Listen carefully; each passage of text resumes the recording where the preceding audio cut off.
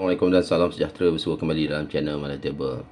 Terlebih dahulu saya nak ucapkan terima kasih kepada semua sahabat-sahabat yang terus mengikuti channel Malatable. Okey, untuk tampilan pada kali ini saya bawakan lagi. Sebelum ni duit 20 sen siri bokok ni ataupun siri Board of Commissioners of Currency ni lebih dikenali sebagai bokok yang telah dikeluarkan pada tahun 1941 sehingga tahun 1942, iaitu di era kolonial British di tanah Melayu lah sahabat.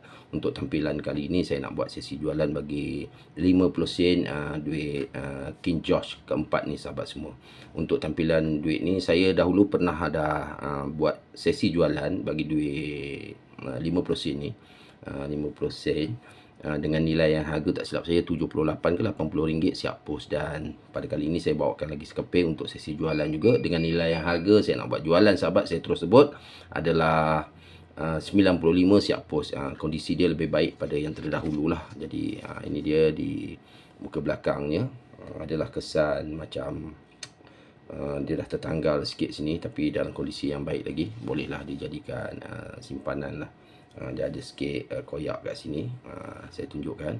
Jadi pada sahabat yang ingin memiliki duit ni, bolehlah berhubung dengan saya melalui email yang saya sertakan di description. Masih lagi tampilannya seperti biasa dengan nombor siri sahabat. Yang ni ada nombor siri lah sahabat untuk duit 50 sen ni, dengan King George keempat, gambar King George keempat dengan nilaian muka 50 sen di sini. Dan di bahagian belakang juga terdapat juga nilaian muka 50 sen dia tunjukkan. Itu saja sahabat dengan jatah-jatah negeri tanah Melayu, negeri-negeri bersekutu ni.